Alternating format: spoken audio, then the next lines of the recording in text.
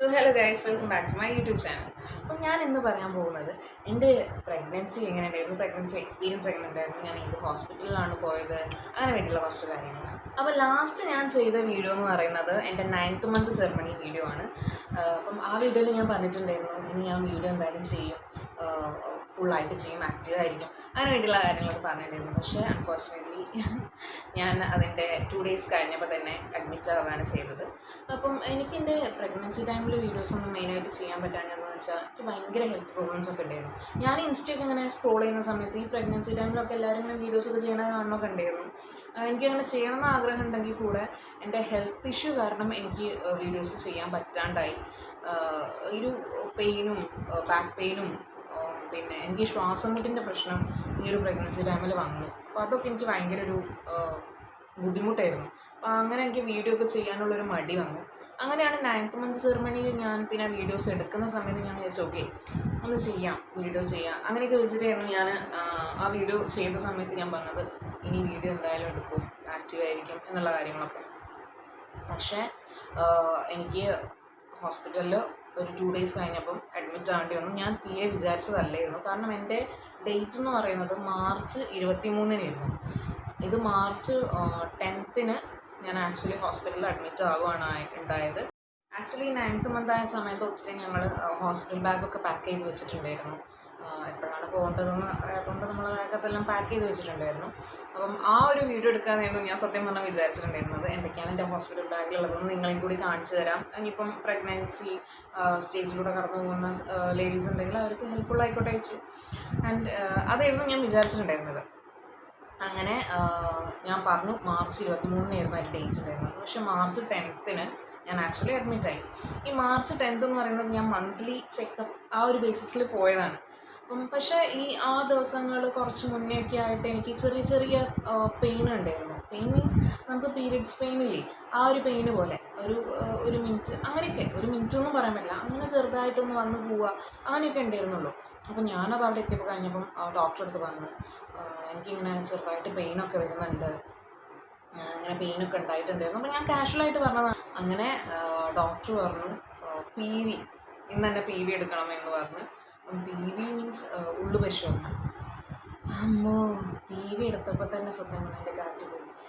ഇത്രയും പെയിൻഫുള്ളാണ് ഈ PV experience എങ്കിൽ ഒരു ബേബിനെ നമ്മൾ ഒരു ബേർത്ത് നമ്മൾ എങ്ങനെ ആ ഒരു സംഭവം എനിക്ക് എൻ്റെ ദൈവമേ ഭയങ്കര ടെൻഷൻ കൂടി.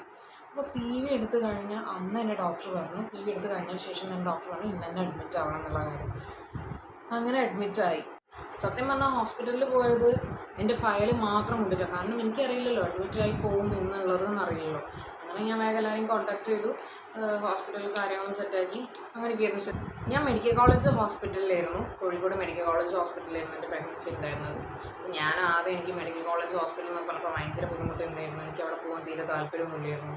കാരണം നമ്മൾ ചെറുപ്പത്തിലൊക്കെ കാണുന്ന ഒരു മെഡിക്കൽ കോളേജ് എന്ന് പറയുന്നത് വളരെ അൺഹൈജീനിക്കായിട്ട് അങ്ങനെയൊക്കെയുള്ളൊരു മെഡിക്കൽ കോളേജ് ആയിരുന്നല്ലോ. പക്ഷേ ഞാൻ ആ ഹോസ്പിറ്റലിലെത്തി.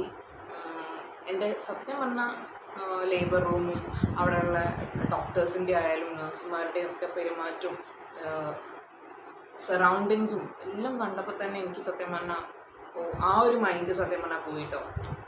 ബിക്കോസ് അത്രയ്ക്കും ക്ലീനാണ്. ഒരു 4 to 5 hours കൂടുമ്പം ക്ലീൻ ചെയ്യുകയാണ്, വന്ന് ക്ലീൻ ചെയ്യാണ്. ഫ്ലോറും എല്ലാവരും വന്ന് ക്ലീൻ ചെയ്തുകൊണ്ടിരിക്കുകയാണ്. അത്രയ്ക്കും ടോയ്ലറ്റ്സ് ആയാലും എല്ലാം മെഡിക്കൽ കോളേജിലെ ഫെസിലിറ്റീസ് എന്ന് പറയുന്നത് സത്യം പറഞ്ഞാൽ നല്ല ഇമ്പ്രൂവ് ആയിട്ടുണ്ട് എന്ന് വേണമെങ്കിൽ പറയാം. ബിക്കോസ് അത്രയും നമ്മൾ പോയിട്ടുണ്ടെങ്കിൽ നമുക്കത് എക്സ്പീരിയൻസ് ചെയ്യാൻ പറ്റുള്ളൂ. അങ്ങനെ അഡ്മിറ്റായിട്ട് എനിക്ക് വലിയ പെയിനും കാര്യങ്ങളൊന്നും സത്യം പറഞ്ഞാൽ ഉണ്ടായിരുന്നില്ല. വാട്ടർ ബ്രേക്കൊക്കെ വരേണ്ടല്ലേ, എനിക്ക് അതൊന്നും ഉണ്ടായിരുന്നില്ല. പെയിനും മൈൽഡ് പെയിൻസൊക്കെ ഇല്ലേ, അതും പീരിയഡ്സിന് ഉള്ള പെയിൻസ് അങ്ങനത്തെ ഒരു രീതിയിലൊക്കെ അതും കുറച്ച് മിനിറ്റ് അങ്ങനെ ഒരു സമയം എനിക്ക് വന്നിട്ടുള്ളൂ. അല്ലാണ്ട് എനിക്ക് ഓവറായിട്ടുള്ള പെയിനും കാര്യങ്ങളൊന്നും വന്നില്ല. അപ്പോൾ ഞാൻ തന്നെ വിചാരിച്ചിട്ടുണ്ട് എന്തിനാണ് ഇന്ന് തന്നെ എന്നെ പിടിച്ച് അഡ്മിറ്റ് ആക്കിയതെന്നൊക്കെ ഞാൻ വിചാരിച്ചിട്ടുണ്ടായിരുന്നു. ഞാൻ ഓൾറെഡി പറഞ്ഞിട്ടുണ്ടായിരുന്നു എനിക്ക് പ്രഗ്നൻസി ടൈമിൽ ഒട്ടും ഉറക്കം ഉണ്ടായിരുന്നില്ല എന്നുള്ള കാര്യം. എനിക്ക് ഉറക്കമൊന്നും ഉണ്ടായിരുന്നില്ല. അങ്ങനെ മാർച്ച് 11 അങ്ങനെ മാർച്ച് 11 ഒരു 2:30 PM എനിക്ക് ഉറക്കമൊന്നും ഉണ്ടായിരുന്നില്ല. ഞാൻ ആക്ച്വലി ഫോണിൽ കളിച്ചിരിക്കുന്നതാണ് ഞാൻ. അങ്ങനെ ഒരു ഒരു 2:30 ആ ഒരു ടൈമൊക്കെ ആയപ്പോൾ എനിക്കിങ്ങനെ വാഷ്റൂമിൽ പോകാൻ വന്നു. അപ്പോൾ ഞാൻ ബാത്റൂമിൽ പോയ സമയത്ത് എനിക്ക് വാട്ടർ ബ്രേക്ക് ആയി. അപ്പം തന്നെ ഞാൻ ഇമ്മീഡിയറ്റ് ആയിട്ട് എൻ്റെ അമ്മയുടെ അടുത്ത് വന്നു ഞാൻ അവിടെയുള്ള നഴ്സിൻ്റെ അടുത്ത് പറഞ്ഞു എനിക്കിങ്ങനെ വാട്ടർ ബ്രേക്ക് ആയിട്ടുണ്ട് എന്നുള്ള കാര്യം. അങ്ങനെ വാട്ടർ ബ്രേക്ക് ആയി എന്ന് പറഞ്ഞപ്പോൾ തന്നെ നഴ്സിനെ സ്ട്രക്ചറിലാക്കി കൊണ്ടുപോയി. അപ്പോൾ അതിൻ്റെ മുന്നേ വേറൊരു PV സെഷനും കൂടി അവിടെ കഴിഞ്ഞു. ആ ഒരു PV സെഷനും കൂടി കഴിഞ്ഞിട്ടാണ് ലേബർ റൂമിലേക്ക് ഞാൻ എത്തുന്നത്. ലേബർ റൂമിൽ ആക്ച്വലി ഒരു 8 to 9 hours എന്തായാലും ഞാൻ ആ ലേബർ റൂമിൽ സ്പെൻഡ് ചെയ്തിട്ടുണ്ട്. അത്രയ്ക്ക് ആ 9 hours ആണെങ്കിൽ ആ 9 hours ഞാൻ അത്രയ്ക്കും പെയിൻ സഹിച്ചിട്ടുണ്ട്. 2:30 കയറിയിട്ട് ഞാൻ ബേബീനെ പ്രസവിക്കുന്നത് 9:28 കറക്റ്റ് 9:28 ഞാൻ കുട്ടീനെ പ്രസവിക്കുന്നത്. അത്രയ്ക്കും നേരം ഞാൻ പെയിൻ സഹിച്ചുകൊണ്ടിരുന്നു. ഫസ്റ്റത്തെ കയറിയ ലേബർ റൂമിൽ കയറിയ ടൈമിൽ ഒന്നും എനിക്ക് വലിയ പെയിനൊന്നും ഉണ്ടായിരുന്നില്ല. പക്ഷേ എനിക്ക് പെയിൻ ആയത് എന്താണെന്ന് വെച്ചിട്ടുണ്ടെങ്കിൽ ഇടയ്ക്കിടയ്ക്ക് വന്ന് ഒരു PV മീൻസ് ഉള്ളു പരിശോധന. ഇവിടെ ഫീമെയിൽ ഡോക്ടേഴ്സും മെയിൽ ഡോക്ടേഴ്സും എല്ലാവരും ഉണ്ട്. ഈ ഉള്ളു പരിശോധനയാണ് എനിക്ക് സത്യം പറഞ്ഞാൽ ഏറ്റവും കൂടുതൽ പെയിൻഫുള്ളായത്. മാത്രമല്ല നമ്മളെ അടുത്ത് ഒരുപാട് ലേഡീസ് ഉണ്ടാവും. അപ്പോൾ അവരുടെയും നമ്മൾ കാണണം. അവർക്ക് PV ചെയ്യുന്നതും അവർക്ക് പെയിൻ വരുന്നതും അവർ കരയുന്നതും കൂടി കാണുമ്പോൾ നമുക്ക് നല്ല ടെൻഷനാണ്. എനിക്ക് സത്യം പറഞ്ഞാൽ ഈ പ്രഗ്നൻസി ടൈമിലൊന്നും അങ്ങനെ വലിയ ടെൻഷൻസും കാര്യങ്ങളൊന്നും ടെൻഷൻ ഫ്രീ ആയിരുന്നു ഞാൻ സത്യം പറഞ്ഞാൽ. പക്ഷേ ആ ലേബർ റൂമിൽ ഞാൻ എപ്പോൾ കയറുമോ അല്ലെങ്കിൽ ഹോസ്പിറ്റലിൽ നിന്ന് എപ്പോൾ അഡ്മിറ്റ് ആക്കാൻ പറഞ്ഞോ ആ ഒരു ടൈമിൽ എനിക്ക് ചെറിയൊരു ഹാർട്ട് ബീറ്റ് റേസ് ഒക്കെ വന്നിട്ടുണ്ടെങ്കിൽ കൂടെ ലേബർ റൂമിൽ ഞാൻ എപ്പോൾ കയറുമോ അപ്പോഴാണ് ആക്ച്വലി എനിക്ക് ഭയങ്കര ടെൻഷൻ എന്ന് പറഞ്ഞാൽ ഭയങ്കര ടെൻഷൻ. അടുത്തുള്ളവരൊക്കെ കരയണോ, അടുത്തുള്ളവർ കളി കാണുമ്പോൾ കൂടുതൽ ടെൻഷൻ, എനിക്ക് പെയിന് വരുന്നു അത് വേറെ. അങ്ങനെ എന്താ പറയുക, ഒരു മണിക്കൂറോ അല്ല മിനിറ്റുകൾ വെച്ചിട്ടാണ് തോന്നുന്നു PV ചെയ്തുകൊണ്ടിരിക്കുന്നത്. കോൺട്രാക്ഷൻസ് ഉണ്ടോയെന്ന് അറിയാൻ വേണ്ടിയിട്ടാണ്, ബേബി കോൺട്രാക്ഷൻ ഉണ്ടോയെന്ന് അറിയാൻ വേണ്ടിയിട്ടാണ് ഈ PV ചെയ്യുന്നത്. അങ്ങനെ എനിക്ക് കോൺട്രാക്ഷൻസ് വരാണ്ടായി. എനിക്ക് വരുന്നേ ഇല്ല. ഡോക്ടർമാർ വന്ന് PV ചെയ്തു പോകുന്നു, കോൺട്രാക്ഷൻസ് ഇല്ല എന്ന് പറയണു. അതുതന്നെയാണ് സംഭവം നടന്നുകൊണ്ടിരുന്നത്. അങ്ങനെ എനിക്ക് കോൺട്രാക്ഷൻ വരാനാണോ ഇനിയിപ്പം പെയിൻ അധികം ആവാനാണോ എന്താണെന്ന് എനിക്കറിയില്ല. എന്തെങ്കിലും ഒരു ഇഞ്ചക്ഷൻ അവർ തന്നു. ആ ഇഞ്ചക്ഷൻ തന്നതോടെ എനിക്ക് തോന്നുന്നു പെയിന് കൂടാൻ വേണ്ടിയിട്ടുള്ള ഇഞ്ചക്ഷനാണ് തന്നതെന്ന്. ആ പെയിന് കൂടാനുള്ള ഇഞ്ചക്ഷൻ തന്നതോടെ എൻ്റെ കാര്യം പിന്നെ എടുക്കാനില്ലാണ്ടായി. എനിക്ക് തോന്നുന്നു എൻ്റെ സൗണ്ടാണ് ഏറ്റവും കൂടുതൽ ആ ഒരു ലേബർ റൂമിൽ മുഴങ്ങി കേട്ടതെന്ന്. അങ്ങനെ ഞാൻ അലറി വിളിച്ച് എനിക്ക് ആക്ച്വലി കൺട്രോൾ ചെയ്യാൻ പറ്റുന്നുണ്ടായിരുന്നില്ല. അങ്ങനെയുള്ള പെയിനായിരുന്നു. അപ്പം ഞാനീ പറയുമ്പോൾ നിങ്ങൾക്ക് ആ പെയിൻ എങ്ങനെയാണെന്ന് മനസ്സിലാവുന്നില്ല. പക്ഷേ ഇത് അനുഭവിച്ച ലേഡീസിന് മനസ്സിലാവും ആ ഒരു ലേബർ പെയിൻ എന്ന് പറയുന്നത് അത്രയ്ക്ക് ഡിഫിക്കൽട്ടാണ്. അപ്പം ഞാനൊക്കെ ഇത്രയും ഡിഫിക്കൽട്ടിലൂടെ ആണല്ലോ എൻ്റെ അമ്മ എന്നെ പ്രസവിച്ചതും ഞാൻ ആ സമയത്ത് ആലോചിച്ചു. എൻ്റെ അമ്മ ഇത്രയും ഇമ്പോർട്ടൻ്റ് ആണ്, അല്ലെങ്കിൽ അമ്മ അറിയുന്ന സംഭവമൊക്കെ അമ്മ എന്ന് പറയുന്നത് ഇത്രയും ഇമ്പോർട്ടൻ്റ് ആണെന്നുള്ള കാര്യം, അല്ലെങ്കിൽ ഇത്രയും പെയിൻ അനുഭവിച്ചിട്ടാണ് നമ്മൾ പ്രസവിച്ചത്. എന്നിട്ട് നമ്മളെന്തൊക്കെ അമ്മേനൊക്കെ പറയുന്നത് ദേഷ്യം പിടിക്കുമ്പോൾ ഓരോന്നാ പറയില്ലേ. അപ്പോൾ അതൊക്കെ ആലോചിക്കുമ്പോൾ സത്യം പറഞ്ഞാൽ എനിക്ക് ആ ഒരു ടൈമിൽ ഞാൻ അതൊക്കെ ആലോചിച്ച് സത്യം പറഞ്ഞാൽ ഇത്രയും പെയിൻ സഹിച്ചിട്ടാണല്ലോ എൻ്റെ അമ്മ പ്രസവിച്ചത്. കാരണം അത്രയ്ക്കും പെയിൻ ഞാൻ അനുഭവിച്ചുകൊണ്ടിരിക്കുകയായിരുന്നു. എൻ്റെ ലൈഫിൽ ഞാൻ ഒരിക്കലും ഇത്രയും അനുഭവിച്ചിട്ടുണ്ടെങ്കിൽ മേ ബി പ്രഗ്നൻസി പെയിൻ തന്നെയാണ്, വേറെ ഒന്നുമല്ല. അത്രയ്ക്കും പെയിനാണ്. അങ്ങനെ തന്നെ ഓപ്പറേഷൻ തിയേറ്ററിലേക്ക് കൊണ്ടുപോയി. ഓപ്പറേഷൻ തിയേറ്ററിലേക്ക് കൊണ്ടുപോയി.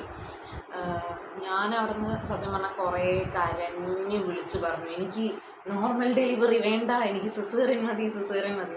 കാരണം അത്രയ്ക്കും പെയിൻഫുള്ളാണ്, എനിക്ക് ബെയർ ചെയ്യാൻ പറ്റുന്നുണ്ടായിരുന്നില്ല. അപ്പം ബേബി ഫൈനലി ഞാൻ പ്രസവിച്ചു, ബർത്ത് കൊടുത്തു. അങ്ങനെ പ്രസവിച്ചു. ഫസ്റ്റ് അവർ ബേബീനെ എടുത്തപ്പം എനിക്ക് സത്യം പറഞ്ഞാൽ എൻ്റെ പെയിൻ അവിടെ പോയ പോലെ എനിക്ക് തോന്നി. ആ ബേബീനെ അവർ ഇങ്ങോട്ട് പുള്ള് ചെയ്ത് എടുത്തപ്പോൾ തന്നെ എനിക്ക് സത്യം പറഞ്ഞാൽ എൻ്റെ പെയിന് കുറഞ്ഞ പോലെ എനിക്ക് തോന്നി.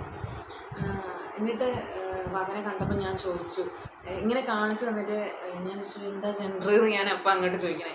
എനിക്ക് അവനെ കണ്ടപ്പോൾ തന്നെ സത്യം പറഞ്ഞാൽ എൻ്റെ പെയിൻ പോയി, സന്തോഷം വന്നു, സങ്കടങ്ങളൊക്കെ പോയി. അങ്ങനെ അപ്പം ഞാൻ എന്താ ജെൻഡർ എനിക്ക് കാണണമെന്നില്ല. അവന് നീ തന്നെ നോക്ക് എന്ന് പറഞ്ഞിട്ട് എനിക്കിങ്ങനെ കാണിച്ചു തന്നു. ഞാൻ ബേബി ബോയ് എന്ന് പറഞ്ഞു. എന്നിട്ട് അവരപ്പം തന്നെ എൻ്റെ നെഞ്ചിലേക്ക് ഇങ്ങനെ കുട്ടീനെ വെച്ചു. പിന്നെ എനിക്ക് വീൽ ചെയറിലെത്തി ഞാൻ അവനെൻ്റെ കയ്യിലെത്തി ഇങ്ങനെ കൊണ്ടുപോകുന്ന സമയത്താണെങ്കിലും എനിക്ക് റൂമിലേക്ക് എത്തിയ സമയത്തൊക്കെ ആണെങ്കിലും ഇവനെ കണ്ടതിൻ്റെ ശേഷം ഞാൻ ഭയങ്കര ഹാപ്പി. എൻ്റെ എല്ലാ സങ്കടങ്ങളും മാറി, എല്ലാതും മാറിയ പോലെ ഞാൻ ഭയങ്കര ഹാപ്പി. ഇവനെ കയ്യിലിങ്ങനെ പിടിച്ചിട്ട് എടുത്തിങ്ങനെ ഇതാകുന്ന സമയത്തേക്ക് സത്യം പറഞ്ഞാൽ ആ ഒരു മൂമെൻറ്റ് എന്ന് പറയുന്നത് ഭയങ്കര നമുക്ക് പറഞ്ഞറിയിക്കാൻ പറ്റാത്തൊരു ഫീലിംഗ് തന്നെയാണ്. ആ ഒരു മൊമെൻറ്റ്, ആ ഒരു ഡേ, പ്രഗ്നൻസി കഴിഞ്ഞ ആ ഒരു ഡേ മുതൽ ഈ ഒരു ഡേ വരെ ഈ ബേബീനെ കാണുന്ന സമയത്ത് എത്രത്തോളം ഹാപ്പിയാണ്, എത്രത്തോളം സന്തോഷമാണെന്ന് പറഞ്ഞാൽ അറിയിക്കാൻ പറ്റുന്നില്ല. അപ്പോൾ ഇത്രയൊക്കെയുള്ളൂ ഗൈസ് എൻ്റെ പ്രഗ്നൻസി വീഡിയോ. പ്രഗ്നൻസിനെ കുറിച്ച് പറയാനുള്ളത് ഇത്രയൊക്കെയുള്ളൂ ഗൈസ്. അപ്പോൾ ഇത്രയൊക്കെയുള്ളൂ ഗൈസ് ഇങ്ങനെ പ്രഗ്നൻസിനെ കുറിച്ച് പറയാനുള്ളത്. പ്രഗ്നൻസി എന്ന് പറയുന്നത് ഒരിക്കലും ചെറിയ കാര്യമല്ല, അണ്ടർ എസ്റ്റിമേറ്റ് ചെയ്യരുത് വുമനെ. അത്രയും എനിക്ക് പറയാനുള്ളൂ. അപ്പം ബൈ ബൈ ഗൈസ്. അടുത്ത വീഡിയോ ആയിട്ട് പിന്നെ